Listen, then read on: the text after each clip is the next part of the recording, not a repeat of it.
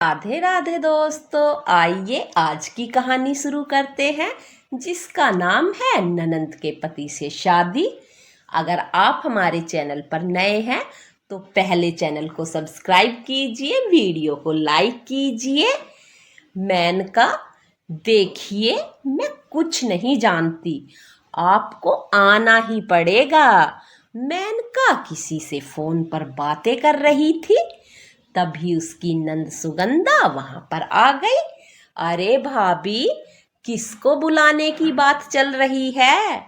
मेनका यूं अचानक सुगंधा को देखकर हैरान हो गई। डर कर उसने फोन को कट कर दिया और फोन बेड पर रखकर वॉशरूम के अंदर चली गई। ऐसी कौन सी बात हो गई जिस बात से डरकर भाभी को बाथरूम लगाई? तभी सुगंधा की नजर फोन पर गई। उसने कॉल हिस्ट्री चेक की तो उसे पता लगा कि वो उसके ही मंगेतर निहाल से बातें कर रही थी। भाभी, निहाल से आखिर क्या बातें कर रही थी? आने दो बाहर, पूछती हूँ। थोड़ी देर बाद खुद को हुसन की परी समझने वाली मेनका बाथरूम से बाहर आ गई। बाहर आते ही सुगंधा ने उससे पूछा, भाभी, आप मेरे मंगेतर से फोन पर बातें कर रही थी? मेनका ने हड़बड़ाते हुए कहा, हाँ क्यों, मैं तेरे मंगेतर से बातें नहीं कर सकती क्या? क्यों नहीं भाभी, आप निहाल से बातें कर सकती हैं, लेकिन आप उन्हें बुलाने की बात कर रही थी, ये कुछ समझ में नहीं आया। मेनका ने बात को घुमाते हुए कहा, बात दरअसल ऐसी है कि निहाल के घर वाले तुझे आज शाम देखने को आने वाले हैं और वो कह रहे थे कि मेरे माँ बाप जिस भी लड़की को पसंद कर देंगे मैं उससे ही शादी कर लूंगा। वैसे भाभी, निहाल ने बात बिल्कुल सही कही है।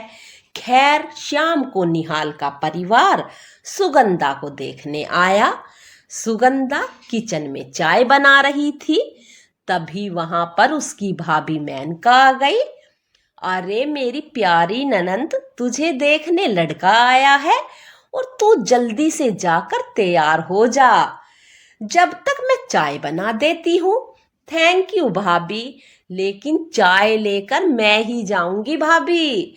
सुगंधा तैयार होने अपने कमरे में चली गई और मेनका ने चाय में बेहोशी की दवा डाल दी, वो भी सिर्फ एक कप में, और वो कप सबसे आगे रखा ताकि निहाल वही कप उठा ले। भाभी, कैसी लग रही हूं मैं? क्या बात है सुगंधा, तुझे देखते ही निहाल बेहोश हो जाएगा, देख लेना। ये लो चाय नाश्ता लेकर जाओ, पर ध्यान रहे सबसे पहला कप निहाल को ही देना। सुगंधा ने वैसा ही किया। सुगंधा के पिता, खन्ना साहब, जाओ, ये हमारी बेटी है में बातचीत कर लो। फोटो पंडित जी ने पीते पीते दिखाई थी। निहाल अगर निहाल चाहे चढ़ने लगा तो अकेले में जाकर नहीं, मुझे कर कोई बात है नहीं करनी। अगर आप सभी को रिश्ता मंजूर है तो मुझे भी है, अगर आप सभी को रिश्ता मंजूर नहीं तो मुझे भी नहीं। इतने में वहां पर सुगंधा की भाभी मेनका आ गई और हाथ पकड़कर उन दोनों को अपने कमरे में ले गई। अरे, क्या बच्चों की तरह शर्मा रहे हो तुम लोग? अब तुम दोनों चुपचाप बातचीत कर लो, कोई नौटंकी नहीं चाहिए मुझे। अगर कहो तो मैं चली जाऊं यहां से। अरे नहीं नहीं, आप यहीं पर रुकिए, वरना घर वाले क्या समझेंगे भाभी। मुझे आपसे कुछ भी नहीं जानना। आप और आपका परिवार मुझे बहुत पसंद है। अगर आप मुझसे कुछ पूछना चाहते हैं तो पूछ सकते हैं। मैं नहीं कुछ पूछना चाहता। निहाल कुछ बोलने ही वाला था कि तभी वो बेहोश होकर बेड पर गिर गया। भाभी, ये क्या हो गया? आप तो शादी से पहले नर्स रह चुकी हैं ना। जल्दी देखिए, मैं भैया को बुलाकर लाती हूँ। किसी को कुछ बताने की जरूरत नहीं है, बस थोड़ा सा स्ट्रेस होने की वजह से बेहोश हो गया है। तुम ऐसा करो, चुपके से पानी लेकर आओ, तब तक मैं इसे देखती हूँ। सुगंधा चुपके से पानी लेने चली गई। इधर मेनका ने निहाल को अपने गले से लगा लिया। थोड़ी देर बाद जैसे ही सुगंधा अंदर आई, मेनका निहाल से अलग हो गई। सुगंधा, ये लीजिए भाभी पानी। मेनका ने निहाल के मुंह पर पानी डाला, जिससे उसे होश आ गया। क्या करते हो होने वाले नंदोई साहब? होने वाली बीबी को देखकर ही बेहोश हो गए। कमाल है आपका। निहाल और सुगंधा का रिश्ता तय हो गया। दोनों की धूमधाम से शादी हो गई। लेकिन मेनका की नजर निहाल पर ही थी। सुगंधा अब अपने ससुराल जा चुकी थी, लेकिन मेनका बार बार जानबूझकर सुगंधा को फोन करती रहती और उससे बात करने की बजाय निहाल से बातें करती रहती। कैसी है हमारी ननंद? ससुराल में मजे आ रहे हैं या नहीं? भाभी, निहाल बहुत अच्छे इंसान हैं और इनका परिवार भी बहुत अच्छा है। मुझे यहाँ पर घर की कमी महसूस ही नहीं होती। ये तो बहुत अच्छी बात है। इसी बात पर मेरी बात नंदोई जी से कराओ जरा। उनकी अभी खबर लेती हूँ। हाँ हाँ, अभी कराती हूँ भाभी। सुगंधा ने फोन निहाल को दे दिया। अब मेनका का ये रोज का काम हो गया। वो सुगंधा को फोन करती, लेकिन घंटों निहाल से बात किया करती। एक रोज मेनका ने अपनी सासू माँ और पति से कहा, सासू माँ, 6 महीने हो गए, आपको अपनी बेटी की याद नहीं आती और आप दिन भर काम में बिजी रहते हैं। आपको तो अपनी बहन की याद ही नहीं आती। हम लड़कियों के साथ यही होता है। शादी होने के बाद मायके वाले भूल जाते हैं हमें। सुगंधा का पति बोलता है, ये कैसी बातें कर रही हो तुम? मैं भला अपनी बहन को क्यों भूलूंगा? अरे, तो अब 6 महीने हो गए। अपनी बहन और अपने नंदोई जी को यहाँ बुला लो ना। कुछ दिन यहाँ गुजारेंगे वो लोग और एक साथ हम सब मिलकर रहेंगे। बहू, ये तो तूने मेरे दिल की बात छीन ली। मैं अभी फोन करती हूँ दामाद जी को। अपनी सासू माँ की ये बात सुनकर मेनका बहुत खुश हो गई और शाम को ही निहाल अपनी नई नवेली दुल्हन सुगंधा के साथ उसके मायके आ गया। घर की डोरबेल बजी। अरे, आओ आओ, अंदर आओ तुम दोनों। अंदर आकर निहाल अपने सास ससुर और बाकी परिवार वालों से मिला। अगली सुबह जब सुगंधा अपने कमरे में नहीं थी, तो इस बात का फायदा उठाकर मेनका उसके कमरे में गई और उसकी साड़ी पहन ली। मैं सिर्फ नाम से ही नहीं, बल्कि हुस्न से भी मेनका हूँ। तभी कमरे में सुगंधा का पति निहाल आ गया। उसने पीछे से मेनका को अपनी बाहों में भर लिया। सुगंधा, तुम इस साड़ी में कितनी प्यारी लग रही हो।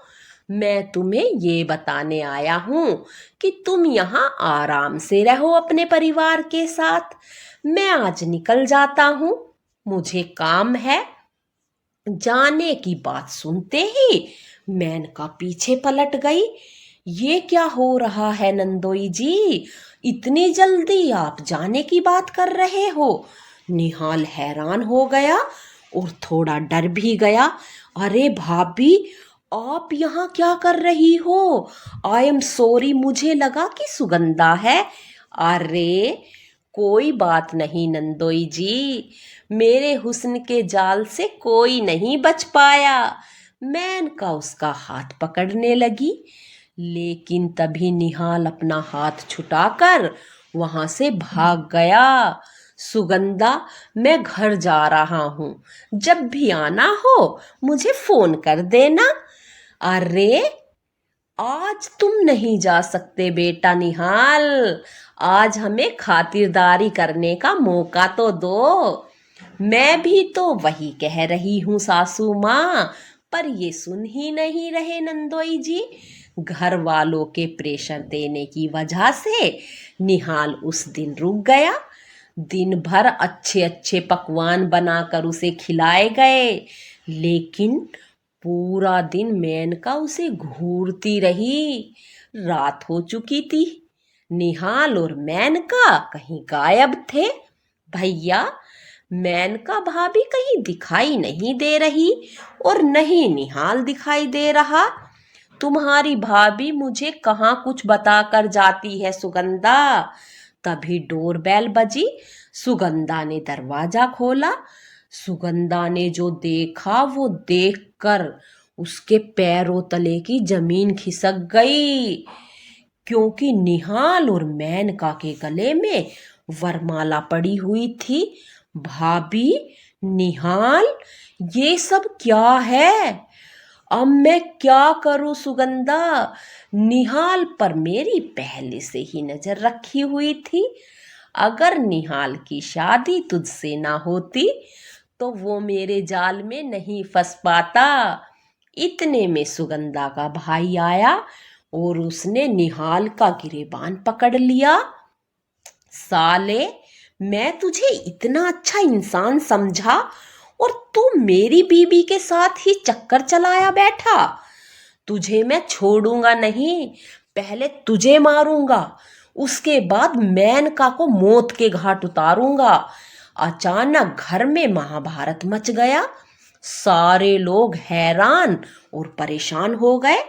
सुगंधा के भाई ने एक जोरदार तमाचा निहाल को मारा और वैसे ही निहाल की नींद खुल गई, क्योंकि वो ये सब कुछ सपने में देख रहा था। निहाल, क्या हुआ तुम्हें? क्यों तुम भाप रहे हो? तुम्हारे चेहरे पर ये पसीना क्यों टपक रहा है? कोई बुरा सपना देख लिया क्या तुमने? सुगंधा, लगता है अब मुझे तुम्हें सब कुछ बताना पड़ेगा। क्या बताना पड़ेगा? जो भी हो वो बता दो, परेशान मत हो। ये जो तुम्हारी भाभी मेनका है ना, ये मुझे लाइन दिया करती है। जब भी देखती है मुझे गलत नजरों से ही देखती है। इतना सुनते ही सुगंधा हंसने लगी। अच्छा, तो तुम इस बात से परेशान हो?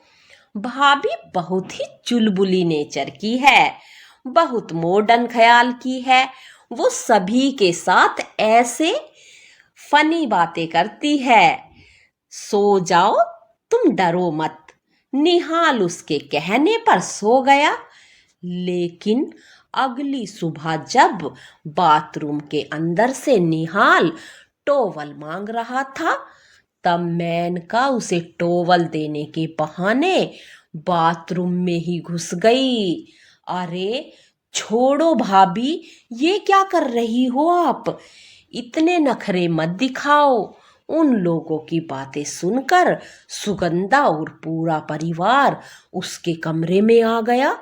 निहाल बाथरूम का दरवाजा खोलकर बाहर आया और उसके तुरंत बाद मेनका भी बाथरूम से बाहर आ गई।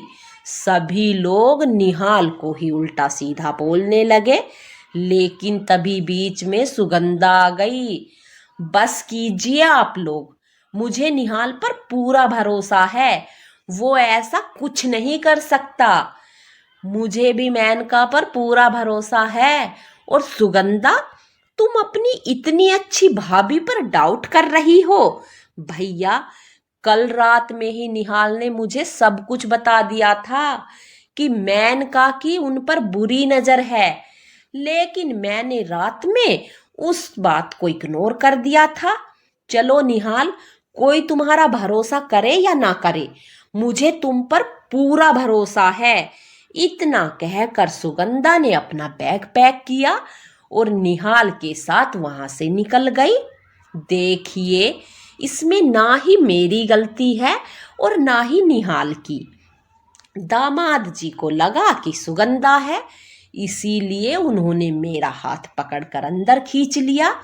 जैसे ही हम दोनों ने एक दूसरे का चेहरा देखा, चीख निकल गई और हम दोनों बाहर आ गए। उसके बाद आप लोग भी वहां पर सब आ गए। मेनका को अपनी गलती का एहसास हो गया। उसने फोन करके निहाल से माफी मांग ली और इस बात को वहीं दबा देने के लिए कहा। उसके बाद ना तो निहाल कभी यहाँ आया और ना ही मेनका कभी अपनी नंद के घर पर गई। तो आज की कहानी यहीं पर ख़त्म होती है दोस्तों। कमेंट करके ज़रूर बताना आपको ये कहानी कैसी लगी। चैनल को सब्सक्राइब करना, अपना सपोर्ट बनाए रखना। धन्यवाद दोस्तों। राधे राधे।